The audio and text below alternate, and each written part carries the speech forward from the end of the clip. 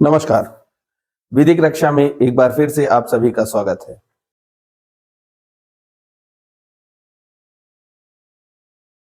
हम बात कर रहे हैं कॉन्स्टिट्यूशन के डेवलपमेंट के हिस्टोरिकल बैकग्राउंड की और उस सीरीज का आज ये चौथा वीडियो है। आज के वीडियो की शुरुआत हम वहीं से करेंगे जहां पे हमने पिछले वीडियो को खत्म किया था। पिछले वीडियो में मॉर्ले मिंटो रिफॉर्म के बारे में हमने बात की थी। उसी मॉर्ले मिंटो रिफॉर्म का जो ऑब्जेक्टिव था, यानी कि उससे जो इंडियंस थे हमारे, वो जो चीजें चाहते थे, जो उनकी आकांक्षाएं थी उस मॉर्ले मिंटो रिफॉर्म से, वो काफी हद तक पूरी नहीं होती हैं। और मॉर्ले मिंटो रिफॉर्म का जो ऑब्जेक्टिव था वो बुरी तरह से फेल होता है, क्योंकि जो इंडियंस थे वो पार्लियामेंट्री सिस्टम को अपने यहाँ लागू नहीं होने देते हैं उस समय में। और यही वजह थी कि मॉर्ले मिंटो रिफॉर्म बुरी तरह से फेल होता है। और यही मॉन्टेग्यू चेम्सफोर्ड रिपोर्ट थी, और यही रिपोर्ट वजह बनती है the government of India act 1919 के इनेक्टमेंट की। जब फर्स्ट वर्ल्ड वॉर होता है उस समय कांग्रेस पूरी तरह से भारत में एक्टिव हो जाती है और अपनी मांगों को बहुत पुरजोर तरीके से रखती है कि हमको जो इंडियंस हैं उनको जो देश की सत्ता है, देश का जो शासन है, उसको चलाने के लिए उनको जो है उनकी भी भागीदारी चाहिए। उसके लिए बहुत पुरजोर तरीके से कांग्रेस ब्रिटिश गवर्नमेंट के खिलाफ प्रदर्शन करती है। ब्रिटिश गवर्नमेंट कांग्रेस की मांगों को कंसीडर करते हुए गवर्नमेंट ऑफ इंडिया एक्ट 1919 लाती है, जिसमें जो ब्रिटिश गवर्नमेंट थी उसका पहला ऑब्जेक्टिव यही था कि भारत देश को एक रिस्पॉन्सिबल गवर्नमेंट देनी है। दूसरा इसका फीचर रहता है कि इस एक्ट में डायआर्ची सिस्टम लाया जाता है। डायआर्ची शब्द मैं आपको बता दूं, डायआर्ची शब्द ग्रीक लैंग्वेज का शब्द है, जिसका मतलब होता है डबल रूल, यानी कि दोहरा शासन। जो प्रोविंसेस बनाए गए थे, एक सेंटर और प्रोविंस, जो भारत का लेजिस्लेशन था उसको दो भागों में डिवाइड किया जाता है। पहला सेंट्रल लेजिस्लेशन और दूसरा होता है प्रोविंशियल लेजिस्लेशन। जैसे कि अभी आप वर्तमान के समय से समझिए कि जैसे वर्तमान में क्या है कि एक केंद्र सरकार रहती है और एक राज्य सरकार रहती है। सेंट्रल लेजिस्लेशन है और स्टेट लेजिस्लेशन है, वो उस समय में प्रोविंशियल लेजिस्लेशन के नाम से जाना जाता था। तो उसमें क्या हुआ कि जो भी अलग अलग सब्जेक्ट्स थे पब्लिक वेलफेयर के, उनको अलग अलग भागों में बांटा गया, उनको कैटेगराइज किया गया। कैटेगराइज करने में क्या किया गया कि दो कैटेगरी बनाई गई। पहली रिजर्व्ड कैटेगरी थी। रिजर्व्ड कैटेगरी में आते थे जैसे पुलिस हुआ और जेल हुआ, जस्टिस हुआ, इस तरह की जो इंपॉर्टेंट फील्ड्स कह सकते हैं अगर मोटे तौर पे देखा जाए, तो जो महत्वपूर्ण विषय थे, जो इंपॉर्टेंट सब्जेक्ट्स थे, उन पर जो अधिकार रखा गया वो सेंटर के हाथ में रखा गया। यानी कि जो सेंट्रल गवर्नमेंट थी उसके हाथ में ये सारी चीजें थी जो इंपॉर्टेंट चीजें थी। बाकी जो अदर सब्जेक्ट्स थे, बहुत छोटे छोटे सब्जेक्ट्स, उनका लेजिस्लेशन जो है प्रोविंसेस को दिया गया। लेकिन यहां पर भी एक चीज और गड़बड़ कर दी जाती है पुराने समय की ही तरह, कि जो गवर्नर जनरल था उसको इन सबसे ऊपर पावर मिलती है। यानी कि जो प्रोविंसेस हैं वो अपने प्रोविंस के क्षेत्र में, जहां तक उनका प्रोविंस लगता है, जहां तक उनका क्षेत्र है, अपने क्षेत्र के लिए वो नए कानून बना सकते हैं, उनको इम्प्लीमेंट कर सकते हैं, लेकिन उन कानूनों का प्रभाव उसी प्रोविंस के दायरे में ही होगा, यानी कि उसी क्षेत्र में होगा। जैसे यूपी है, उस समय पे दूसरा प्रोविंस हुआ करते थे, जैसे यूपी है, अगर यूपी में कोई नियम बन रहा है तो वो यूपी के ही क्षेत्र में लागू होगा। उसी तरह से जो प्रोविंस रूल्स बनाएगा वो उसी प्रोविंस में ही लागू होगा। तो पहला तो ये हुआ। दूसरा ये हुआ कि प्रोविंस के ऊपर सेंट्रल गवर्नमेंट थी, सेंटर था। सेंटर लेजिस्लेशन जो था, वो जो भी रूल्स बनाएगा वो पूरे देश में लागू होंगे। लेकिन इन सबसे भी ऊपर गवर्नर जनरल को रखा गया। गवर्नर जनरल जो था उसको वीटो पावर दी गई। जो एक्ट प्रोविंसेस बनाते हैं या जो एक्ट सेंट्रल लेजिस्लेशन बनाता है, उन सबको भी ओवर रूल करने की पावर गवर्नर जनरल को दे दी जाती है। और ये एक तरह से कह सकते हैं कि इस जो एक्ट है 1919 एक्ट, इसका डिफेक्ट भी कहा जा सकता है इसको। तीसरा था, इसी एक्ट में सेंट्रल गवर्नमेंट की भी परिकल्पना की गई, लेकिन सेंट्रल गवर्नमेंट की परिकल्पना इसमें काफी चल नहीं पाई। सेंट्रल गवर्नमेंट की परिकल्पना में क्या होता है कि कोशिश की जाती है कि एक सेंट्रल रिस्पॉन्सिबल गवर्नमेंट जो है भारतीयों को दी जाए, लेकिन होता क्या है, जो सेंट्रल गवर्नमेंट थी वो पूरी तरह से जो सेक्रेटरी ऑफ स्टेट था उसके प्रति रिस्पॉन्सिबल थी। यानी कि सेंट्रल गवर्नमेंट ब्रिटिश पार्लियामेंट के प्रति ज्यादा रिस्पॉन्सिबल थी अपेक्षाकृत इंडियंस के। तो जो ब्रिटिश गवर्नमेंट का ऑब्जेक्टिव था कि जो नेटिव्स हैं यानी कि जो भारतीय हैं उनकी सहभागिता को धीरे धीरे शासन में बढ़ाया जाए, वो यहां से फेल होता है, क्योंकि यहां पर जो सेंट्रल गवर्नमेंट थी उसने अपना जो भी उत्तरदायित्व था या उसकी जो भी रिस्पॉन्सिबिलिटी थी वो भारतीयों के प्रति ना होकर ब्रिटिश गवर्नमेंट के प्रति होती है, यानी ब्रिटिश पार्लियामेंट के प्रति होती है। तो यहां से भी एक तरह से 1990 एक्ट का जो ऑब्जेक्टिव था वो फेल होता है। लेकिन इसी एक्ट में सेंट्रल लेजिस्लेशन को थोड़ा सा और पावर देने के लिए और एक्सपेंड करने के लिए और भी चीजें लाई जाती हैं, जैसे कि जो सेंट्रल लेजिस्लेशन है उसको दो भागों में बांटा जाता है, यानी कि उसको दो सदन में बांटा जाता है, कह सकते हैं कि उसको द्विसदनीय किया जाता है। जैसे कि पहला, वर्तमान में भी आप अभी देख सकते हैं कि वर्तमान में क्या हो रहा है कि दो सदन हमारे यहाँ है, एक राज्यसभा है और एक लोकसभा है। उसी तरह से उस समय में भी इसकी दो सदन की शुरुआत की गई। उसमें क्या किया गया कि पहला सदन अपर हाउस बनाया गया, काउंसिल ऑफ स्टेट, और उसमें 60 मेंबर्स हुआ करते थे। और जो दूसरा हाउस बनाया गया, लोअर हाउस, उसको लेजिस्लेटिव असेंबली के नाम से जाना गया, उसमें 144 मेंबर्स हुआ करते थे। लेकिन समस्या यहाँ पे भी ये होती है कि जो ये दोनों हाउस थे इनकी पावर्स को तो इक्वल किया जाता है, लेकिन इनकी पावर से भी ऊपर गवर्नर जनरल एक बार फिर से रहता है। यानी कि इन दो हाउसेस में अगर कोई एक्ट पास किया जाता है, कोई बिल लाया जाता है, वो पास किया जाता है, लेकिन अगर उसको कंसेंट जो है गवर्नर जनरल से नहीं मिलता है तो वो बिल इनएक्ट नहीं हो सकता है, यानी कि वो एक्ट में तब्दील नहीं किया जा सकता है जब तक कि गवर्नर जनरल का कंसेंट ना मिले। और दूसरी चीज ये भी थी कि अगर कोई रूल गवर्नर जनरल चाहे तो वो बना सकता है बिना पार्लियामेंट से डिस्कशन किए हुए, यानी कि इन दोनों सदनों से डिस्कशन किए बिना भी अगर गवर्नर जनरल चाहे तो वो अपनी वीटो पावर का इस्तेमाल करते हुए रूल्स को बना सकता है, और उन रूल्स को उसी तरह से माना जाएगा जैसे कि वो सदन से पास किए गए हों। तो ये एक सेंट्रल गवर्नमेंट का उसमें मेन फीचर्स में आता है, जो कि इसके एक बैकड्रॉप की तरह से रहता है। इसके साथ ही क्या होता है कि जो गवर्नमेंट का स्ट्रक्चर था वो यूनिटरी रह जाता है, यानी कि जो सेंट्रल लेजिस्लेचर था वो कोई भी लॉ बना सकता था और उस लॉ को इनेक्ट करा सकता था, और जो सेंट्रल लॉज हैं उनको चैलेंज करने की पावर प्रोविंसेस में नहीं थी, यानी कि उन सेंट्रल लॉज को प्रोविंसेस जो थे वो चैलेंज नहीं कर सकते थे।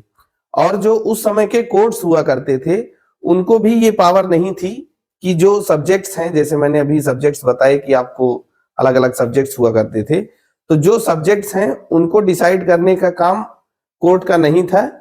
ये सभी जो सुप्रीम अथॉरिटी थी उस समय गवर्नर जनरल ही हुआ करती थी। गवर्नर जनरल इन काउंसिल जो था वो कॉन्स्टिट्यूशन का मान सकते हैं कि सुप्रीम अथॉरिटी थी, वो जो चाहेगा वो हो सकता है। बाकी उसके नीचे के जो थे उनको सबको रिस्ट्रिक्शन थी कि गवर्नर जनरल का कंसेंट, उसका असेंट उनको चाहिए ही चाहिए।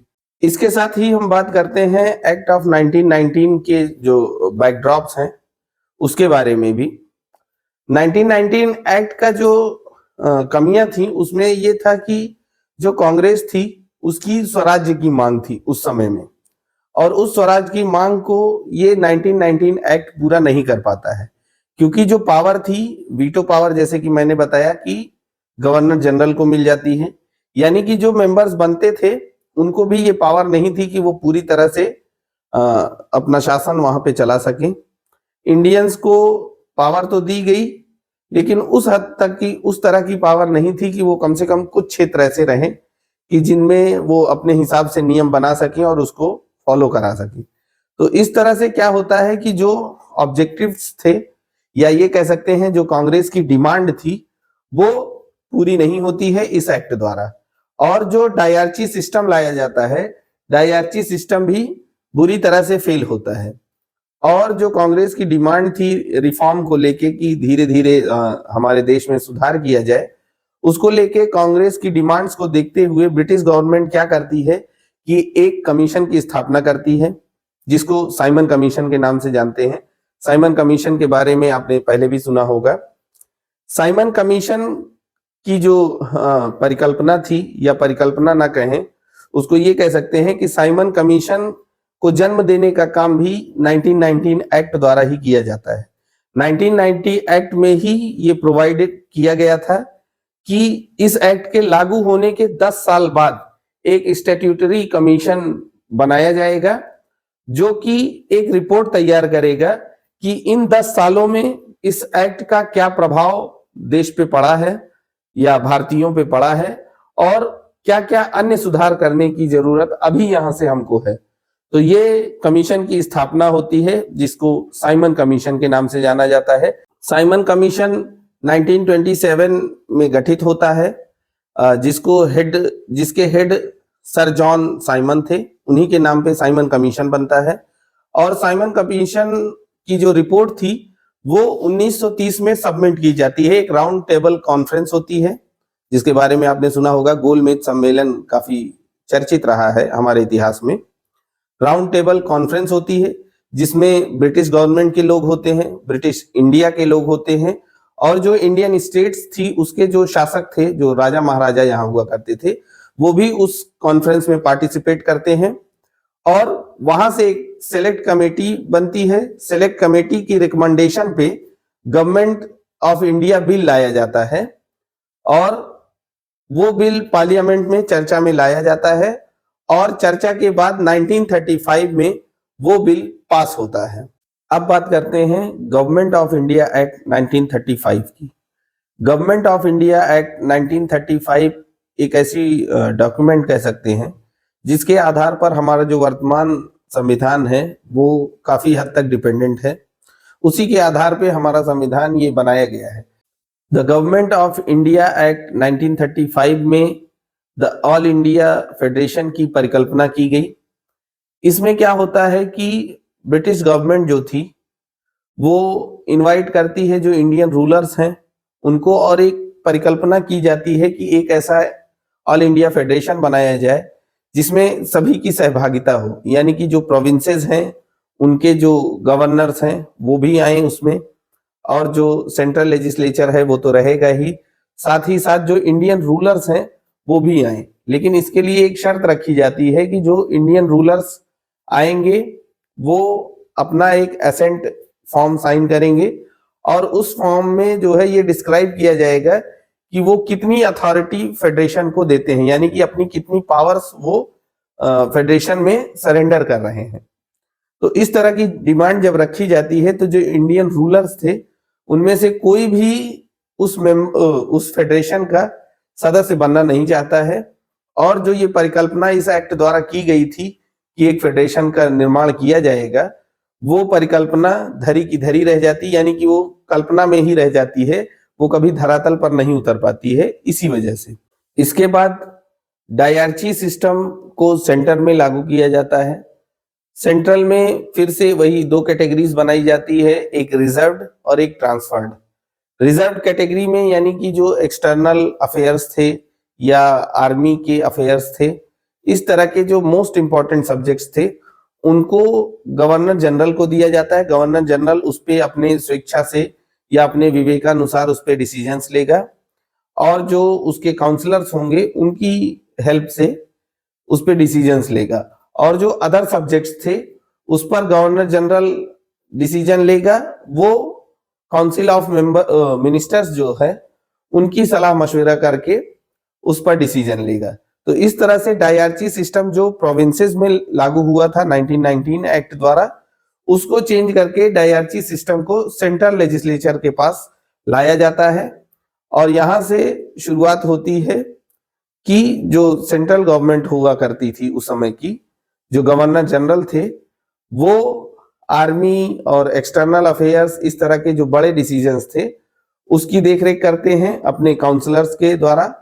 और जो गवर्नर जनरल है वो जो दूसरे अदर सब्जेक्ट्स थे उसको देखता है, जो काउंसिल ऑफ मिनिस्टर्स हुआ करते थे उनकी एडवाइस से उस पर काम करता है। इसके साथ ही जो प्रोविंसेस थे, प्रोविंसेस में क्या होता है कि इससे पहले प्रोविंसेस जो है सेंटर के काफी हद तक कंट्रोल में रहते हैं, लेकिन इस एक्ट द्वारा प्रोविंसेस को एक तरह से स्वराज्य के रूप में घोषित कर दिया जाता है। यानी कि जो प्रोविंसेस थे वो सेंट्रल से बंध के नहीं रहते हैं, यहां से प्रोविंसेस को ऑटोनोमस कर दिया जाता है, यानी कि वो स्वराज्य प्राप्त करते हैं। और यहां से प्रोविंसेस अपने हिसाब से अपने जो उनका क्षेत्र होता है उस दायरे में जो भी काम करना चाहे वो खुलकर कर सकते हैं। जैसे पहले उनको कंसेंट लेना पड़ता था सेंटर से या गवर्नर जनरल से, वो सारी चीजें यहां से समाप्त कर दी जाती हैं। और इसी के साथ ही जब ये सिस्टम लागू किया जाता है कि जो प्रोविंसेस हैं वो स्वतंत्र रूप से काम करेंगे, तो यहां से एक फेडरल सिस्टम की स्थापना होती है। जैसे कि वर्तमान में है कि सेंट्रल गवर्नमेंट है तो, लेकिन जो राज्य हैं वो स्वतंत्र रूप से अपना काम करते हैं, उन पर राज्य सरकार का सेंट्रल गवर्नमेंट का कंट्रोल तो है, लेकिन इस तरह का कंट्रोल नहीं है कि वो हर एक चीज के लिए कंसेंट जो है सेंट्रल गवर्नमेंट से लेंगे।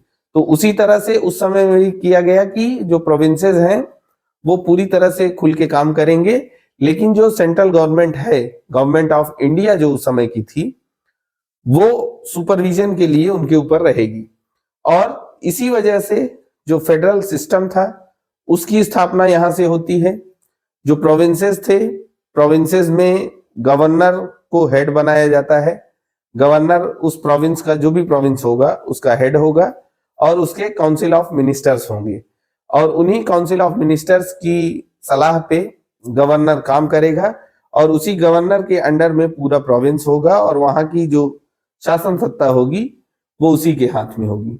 और जो फेडरल सिस्टम यहाँ से क्रिएट होता है, इंडिया एक फेडरल कंट्री के रूप में या फेडरल स्टेट के रूप में यहाँ से जन्म लेता है, जिसमें दो हाउसेस बनाए जाते हैं।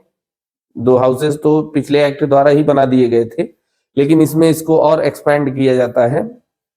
इसमें जो लोअर हाउस होता है, लेजिस्लेटिव असेंबली जो होती है, उसमें 375 मेंबर्स रहते हैं, और जो अपर हाउस रहता है, काउंसिल ऑफ स्टेट जिसको कहते हैं, उसमें 260 मेंबर्स रहते हैं। तो मेंबर्स की संख्या यहाँ पे बढ़ाई जाती है। इसके द्वारा क्या होता है कि जो इंडियंस हैं उनकी भी संख्या ऑटोमेटिकली इसमें ज्यादा होती जाती है, क्योंकि इसमें जो मेंबर्स थे वो सिलेक्टेड भी आते हैं और इलेक्टेड भी आते हैं, दोनों तरह से। तो इस तरह से भारतीयों की भागीदारी धीरे धीरे इसमें बढ़ती जाती है। इसके साथ ही बात आती है डिस्ट्रीब्यूशन ऑफ लेजिस्लेटिव पावर्स की। तो जो लेजिस्लेटिव पावर्स हैं उसको भी डिवाइड किया जाता है। उसके लिए 3 लिस्ट बनाई जाती है। पहली रहती है फेडरल लिस्ट, दूसरी प्रोविंशियल लिस्ट, और तीसरी कंकरेंट लिस्ट।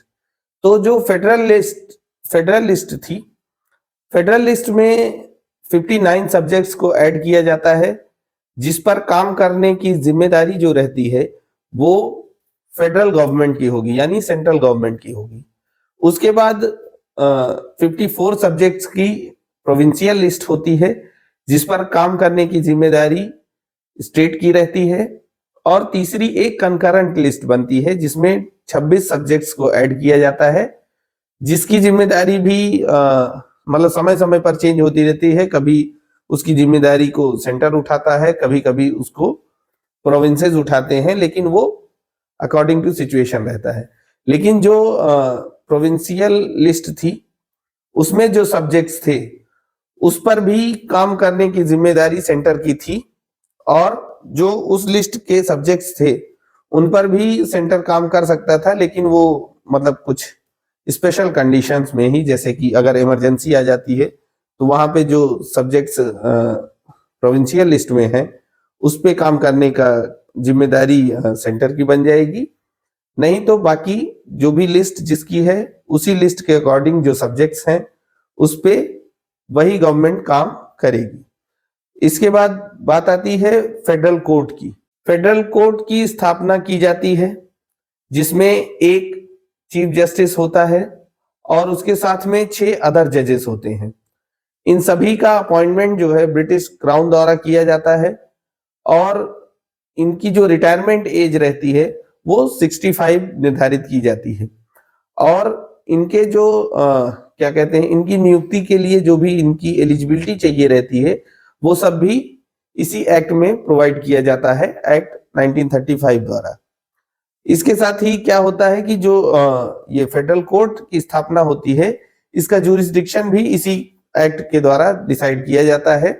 इसके ज्यूरिसडिक्शन में क्या है कि इसका ओरिजिनल ज्यूरिसडिक्शन है, अपीलेट ज्यूरिसडिक्शन और एडवाइजरी ज्यूरिसडिक्शन। ओरिजिनल ज्यूरिसडिक्शन में ये है कि जो फेडरल कोर्ट है वो किसी भी मैटर पर जो है सुनवाई कर सकती है, ये उसका ओरिजिनल ज्यूरिसडिक्शन होता है। अपीलेट ज्यूरिसडिक्शन में है कि जो भी हाई कोर्ट के ऑर्डर्स होंगे उस पर सुनवाई करने का काम इसका था फेडरल कोर्ट का। और तीसरा था एडवाइजरी ज्यूरिसडिक्शन। एडवाइजरी ज्यूरिसडिक्शन में ये था कि जैसे जब लेजिस्लेचर्स कोई रूल बनाते हैं, कोई कानून बनाते हैं, तो उसमें अगर कोई ऐसी एडवाइस उनको लेनी हो कि नियमों से संबंधित, कानून से संबंधित, तो उसके लिए एक एडवाइजरी ज्यूरिसडिक्शन भी था जिसका काम ये फेडरल कोर्ट के जजेस ही करते थे। यानी कि अगर उनको कभी कोई सलाह लेनी हुई मिनिस्टर्स को, तो वो सलाह देने का काम फेडरल कोर्ट के पास था। इसी के साथ ही क्या होता है कि धीरे धीरे समय बीतता जाता है और सेकेंड वर्ल्ड वॉर का दौर आता है।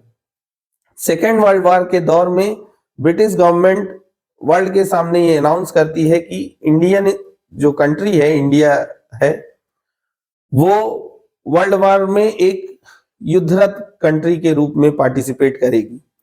इस बात से जो इंडियन लीडर्स थे, इंडियन मिनिस्टर्स थे, वो काफी नाराज होते हैं और जो भी मिनिस्टर्स अपने अपने ऑफिसेज को होल्ड कर रहे थे, यानी कि जो अपने अपने मंत्रालय संभाल रहे थे उस समय, वो सभी रिजाइन कर देते हैं इस बात के विरोध में कि भारत को जो है वर्ल्ड वॉर में पार्टिसिपेट कराया जा रहा है।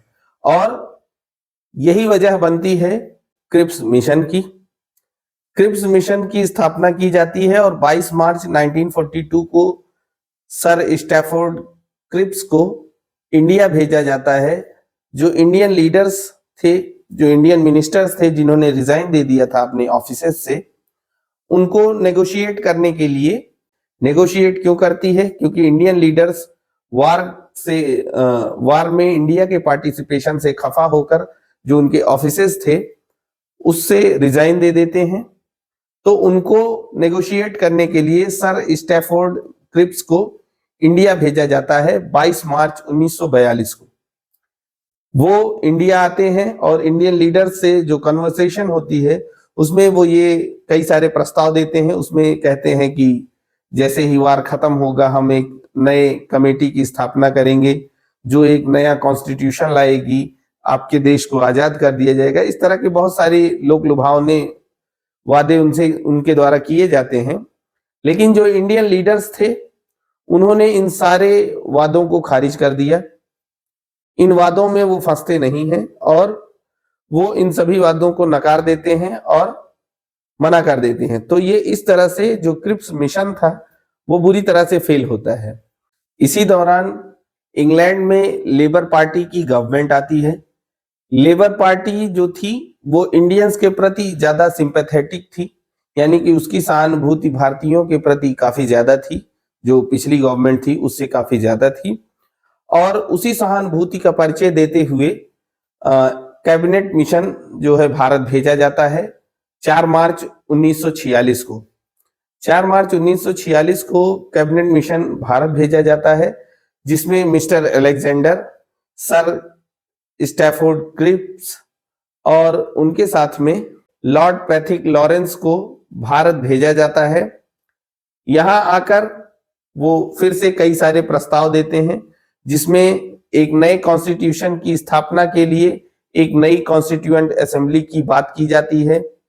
साथ ही साथ जो ब्रिटिश क्राउन की, मतलब एक तरह से सुप्रीम अथॉरिटी हुआ करती थी भारत देश में, उसको भी खत्म किया जाता है, ये प्रस्ताव आता है उसमें।